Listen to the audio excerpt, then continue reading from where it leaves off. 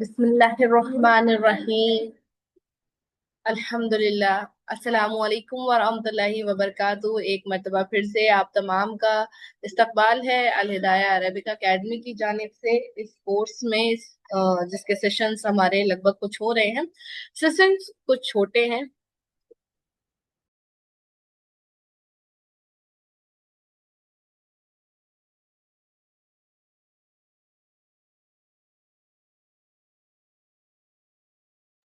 जी, तो हमारे सेशंस कुछ छोटे हैं। लगभग बहुत छोटी छोटी वीडियोस या क्लिप्स आपको मिल रही हैं, लेकिन उसका मकसद यही है क्योंकि बहुत कम लोग ऐसे हैं जो रिप्लाई कर रहे हैं कि उन्होंने वीडियोस मुकम्मल किए हैं, जिसकी वजह से ये वीडियोस हमें शॉर्ट करनी पड़ रही हैं। तो आप लोगों से मेरी ये दरख्वास्त है कि अगर आप लोग ये वीडियोस को मुकम्मल कर रहे हैं तो मुझे जरूर मैसेज करके बताएं। आप वीडियो के नीचे कमेंट करके भी बता सकते हैं ताकि हमें अंदाजा हो कि कितने लोग इस कोर्स में इंटरेस्टेड हैं और कितने लोग मुकम्मल तौर पर करना चाहते हैं। हम इस कोर्स को बड़ी वीडियोस के साथ और लाइव सेशंस के साथ आगे ले जाना चाहते हैं, और यकीनन हम चाहते हैं कि इस कोर्स को हम लंबा बनाएं और मुकम्मल तौर पर अरबी जुबान बेसिक से लेकर एडवांस तक, क्योंकि हालांकि हमने अनाउंस तो बेसिक किया था लेकिन इसे हम एडवांस तक ले जाना चाहते हैं। उसके लिए हमें आपका कॉपरेशन चाहिए कि आप भी हमारे साथ कॉपरेट करें और ये बताने की जहमत करें कि आप लोगों ने ये वीडियोस मुकम्मल कर रहे हैं या नहीं। इंशाल्लाह लाइव सेशन जल्द होगा, जिसकी डेट मैं इस वीडियो के लास्ट में अनाउंस करने वाली हूँ। ओके, तो चलते हैं हमारे आगे सबक की जानिब। तो लास्ट क्लास में मैंने आपको बताया था कि इस्म क्या होता है, ठीक है, और उसकी चार मुख्तसर सी किस्में जो है वो आपको समझाई थी। आज हम इसमें की हमारी पांचवी किस्म पढ़ने वाले हैं इंशाल्लाह, जिसे हम कहते हैं जमीर। ठीक है, जमीर जिसे आपने इंग्लिश में आप कह सकते हैं प्रोनाउन। ओके, अब ये प्रोनाउन क्या होता है, अगर हम इसकी डेफिनेशन अगर देखें बाकायदगी से, अगर आपने नाउन की भी डेफिनेशन इंग्लिश में पढ़ी है तो उसी से मिलती जुलती प्रोनाउन की भी डेफिनेशन होती है। यहाँ आपको लास्ट में आप नोट कर सकते हैं कि नाउन प्रोनाउन ऐसे वर्ड्स होते हैं, आप सभी लोग जानते होंगे। आप लोग मुझे, अगर आप लोग को मालूम है तो प्लीज कमेंट सेशन में जरूर बताइए कि प्रोनाउन क्या होती है। ठीक है, हालांकि मैं भी इस वीडियो में वही चीज बताने वाली हूँ, लेकिन आपने क्या पढ़ा है वो जरूर बताइएगा। ठीक है, तो जमीर असल में जो प्रोनाउन होती है वो हमारी किसी भी नाउन की जगह पे इस्तेमाल करते हैं जब हम किसी नाम को बार बार डायरेक्टली लेने के बजाय लेना नहीं चाहते, अपने सेंटेंस को और मुख्तसर बनाना चाहते हैं, तो उस सूरत में हम क्या करते हैं, नाम की जगह पे प्रोनाउन यूज करते हैं ना।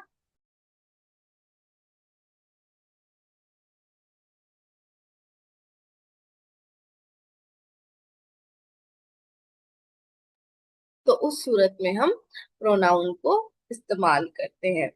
प्रोनाउन जैसे कि he she they, I we you, हम लोगों ने हमेशा पढ़े हैं। यही होती है जमीर। जमीर वो इसम होता है जो किसी भी खास नाम की जगह इस्तेमाल किया जाता है, जैसे कि वो, आप, मैं, तुम, वगैरह वगैरह। ठीक है,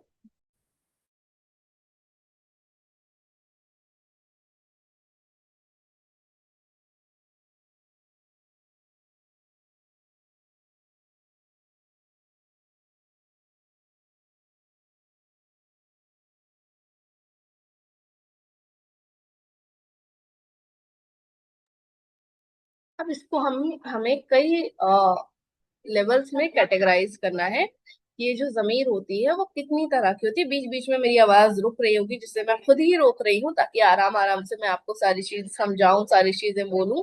ओके, तो जमीर या प्रोनाउन जो कि नाम की जगह पे इस्तेमाल किया जाता है, जैसे कि मैं, तुम, हम, वो, वगैरह वगैरह। ठीक है, अब इसे हम कैटेगराइज कर सकते हैं। मैं इस स्क्रीन को छोटा कर रही हूँ ताकि आप लोगों को पूरा दिख सके। अरबी जुबान में जो जमीर होती है वो 14 अल्फाज होते हैं, यानी कि इसकी पूरी टेबल जो होती है वो 14 अल्फाज से मिलकर बनती है। इंग्लिश में कितने होते हैं, उर्दू में कितने होते हैं, ये एक अलग बात है। देखिए, हम इंग्लिश का इस्तेमाल तो कर रहे हैं थोड़ा थोड़ा आपको समझाने के लिए, लेकिन हम इंग्लिश में पूरी तरह से डिपेंड नहीं है, क्योंकि अरबी ग्रामर और इंग्लिश ग्रामर में बहुत ज्यादा फर्क है। हालांकि एक दूसरे की, एक जुबान से दूसरी जुबान को पढ़ने के लिए हमें मदद मिलती है, लेकिन ऐसा नहीं है कि वो दोनों सेम टू सेम होंगी, सिमिलर होंगी, इतनी सिमिलर होंगी कि हम उन दोनों के दरमियान बिल्कुल एक जैसे रूल्स होंगे, नहीं। दोनों के अपने रूल्स का, अपना अलग, हर एक का अपना स्टाइल है, और उसके लिए उसके जो कवायद यानी कि रूल्स होते हैं, ग्रामर होती है, वो सबके लिए अलग अलग होती है। ठीक है। तो अरबी जुबान में जो जमीर होते हैं वो तीन तरह से कैटेगराइज किया जाता है। ठीक है। वैसे तो जमीर दो तरह की होती है, लेकिन हर तरह की जमीर में जो अल्फाज होते हैं वो तीन तरह से कैटेगराइज किए जाते हैं। उसमें तो जो पहली होती है उसे हम थर्ड पर्सन कह सकते हैं। थर्ड पर्सन जिसे हम उर्दू में गायब कहते हैं। गायब से मुराद वो शख्स है जो मौजूद नहीं, यानी कि जब मैं और आप जब बात कर रहे हैं तो जिस शख्स, ऐसे शख्स के बारे में बात करें जो यहाँ मौजूद नहीं है, उसे हम गायब कहते हैं, उसे ही हम थर्ड पर्सन कहते हैं। ठीक है। जो कि यहाँ मौजूद नहीं है। जैसे कि अगर हम किसी के बारे में बात करना चाहेंगे तो हम कहते हैं अरे वो नहीं आया, वो मुझे कल मिला था, तो हम इस्तेमाल करते हैं वो कौन, मैं और आप नहीं, हमारे अलावा कोई और, तो उसे हम थर्ड पर्सन गायब कह सकते हैं। इसके कुल 6 अल्फाज होते हैं, 6। ठीक है। फिर जो दूसरी किस्म होती है, यानी कि दूसरी कैटेगरी इसमें आ जाती है, उसे हम सेकंड पर्सन कहते हैं। जैसे अरबी जुबान के हिसाब से हम अ, हाजिर या मुखातिब कह सकते हैं, यानी कि बात करने वाला जो हाजिर है, यानी कि प्रेजेंट है, और बात करने वाला जिससे बात कर रहा है। जैसे कि इस वक्त अगर मैं आपसे बात कर रही हूँ तो आप मुखातिब हैं हमने, तो जब हम किसी से मुखातिब होते हैं तो उसे क्या पुकारते हैं, आप दोनों, आप सब। तो इसे हम सेकंड पर्सन की कैटेगरी में रहते हैं, कर रखते हैं। और जो लास्ट कैटेगरी होती है वो होती है फर्स्ट पर्सन। फर्स्ट पर्सन में अब हम इसमें ये समझ सकते हैं कि ये जो फर्स्ट पर्सन है जो खुद बात करने वाला है, वो जिसे हम उर्दू जुबान में मुतकल्लिम कहते हैं। मुतकल्लिम अपने लिए इस्तेमाल करता है मैं, हम, हम दोनों, हम सब, वगैरह वगैरह अल्फाज। ठीक है। अब इसको हम जरा थर्ड पर्सन को पूरी तरीके से समझते हैं। ठीक है। अरबी जुबान में 14 अल्फाज में 6 थर्ड पर्सन नहीं गायब के फॉर्म्स हैं, 6 हाजिर की फॉर्म है, और 2 मुतकल्लिम की फॉर्म है। तो हम सबसे पहले इसे one by one break down करते हैं। तो देखिए, हाजिर जो होता है उसमें दो तरह से इन्हें कैटेगराइज किया गया है, एक मुजक्कर, एक मुअन्नस।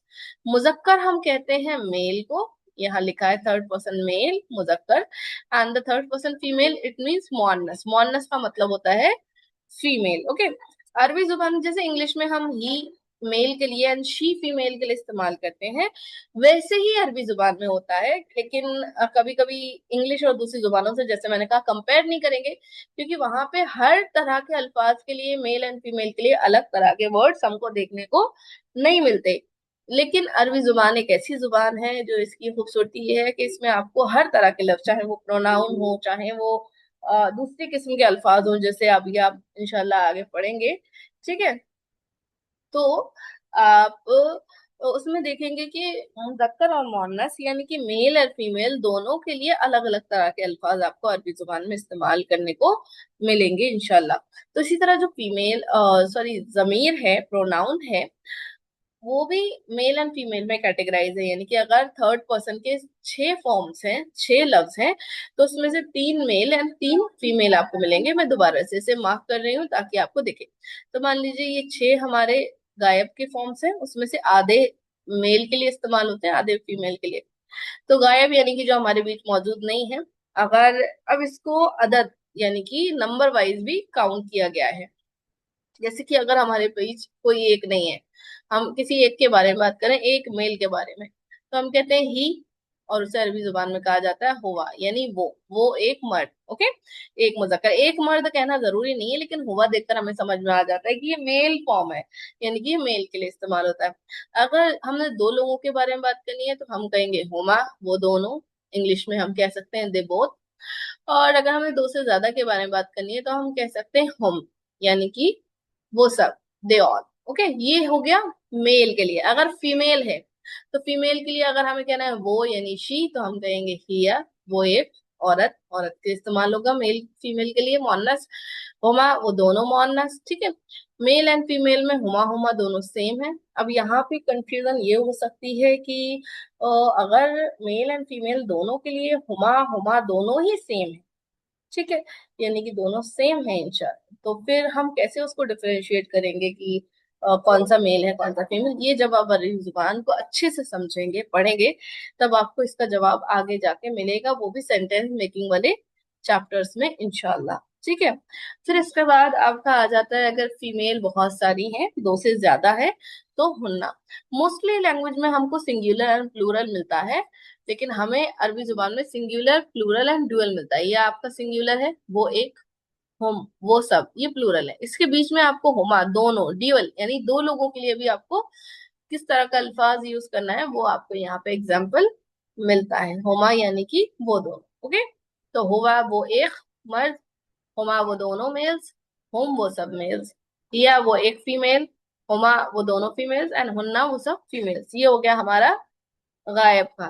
ठीक है, यानी कि एब्सेंट के लिए। अब हाजिर है यानी कि तुम, तो उसके लिए भी वही सेम टू सेम छह अल्फाज। ठीक है, अगर वो मेल है फीमेल है तो आधे आधे तीन तीन इसमें बटे हुए हैं। तो अगर एक है तो हम कहेंगे यू, एक मर्द के लिए तो उसे अरबी जुबान में कहेंगे अंता, आप। अगर दो है तो आप कहेंगे अंतुमा, आप दोनों। और अगर दो से ज्यादा है तो आप कहेंगे अंतुम, आप सब। इसी तरह अगर फीमेल है तो आप उसके लिए इस्तेमाल करेंगे अंती, आप एक फीमेल। ओके, अंतुमा, आप दोनों। यहाँ भी आपको ड्यूअल का फॉर्म जो है वो दोनों में सेम देखने को मिलेगा। इसको भी जैसा मैंने कहा कि जब आप सेंटेंस बनाना सीखेंगे तो वहां जाके आपको अच्छे से इसका अंदाजा होगा। और अगर आप फीमेल के बारे में बात कर रहे हैं और बहुत सारे हैं तो हम कहेंगे अंतुन्ना, आप सब। ठीक है? फिर लास्ट में जो मुतकल्लिम यानी कि फर्स्ट पर्सन यानी कि जो खुद बात करने वाला है, अगर उसके लिए अल्फाज इस्तेमाल करने की बात आती है तो इसमें छह नहीं है, सिर्फ दो हैं। और क्योंकि इसमें ड्यूअल का फॉर्म नहीं है, प्लस इसमें मुजक्कर और मुअन्नस के लिए अलग अलग वर्ड नहीं है, यानी कि मेल एंड फीमेल दोनों एक जैसे इस्तेमाल करते हैं। ये अरबी जुबान का स्टाइल है कि मुतकल्लिम में इसे अलग अलग नहीं रखा गया है। तो अगर आपको मैं कहना है मुतकल्लिम, जाहिर सी बात है अगर अकेला है तो कहेगा मैं, तो आप इस्तेमाल करेंगे अना, मैं। और अगर आप दो एक से ज्यादा हैं तो आप इस्तेमाल करेंगे नहनु, हम सब। अब अगर इसमें दो लोग हों तो आप क्या इस्तेमाल करेंगे, तो उसके लिए भी आप इस्तेमाल करेंगे नहनु, हम सब। अब अगर मेल फीमेल में फर्क किया जाए तो अगर मेल है तो भी कहेगा अना, मैं। फीमेल है तो वो भी कह सकती है अना यानी कि मैं। अगर मेल्स हैं और कहना चाहते हैं हम सब, तो नहनु, हम सब, वी। और अगर फीमेल्स हैं तो वो भी कह सकती हैं नहनु, वी। इंशाल्लाह उम्मीद है आपको ये जमीर का चैप्टर समझ में आया होगा बहुत अच्छे तरीके से। इसको आपने बहुत अच्छे अंदाज में समझना है, पढ़ना है। इंशाल्लाह इंशाल्लाह आपको आइंदा का चैप्टर मैं नेक्स्ट वीडियो में या लाइव सेशन में पढ़ाने वाली हूँ। तो इसे आपको बहुत अच्छे तक, अभी तक हमने जितनी सारी चीजें पढ़ी हैं वो अच्छे से समझ लेनी है।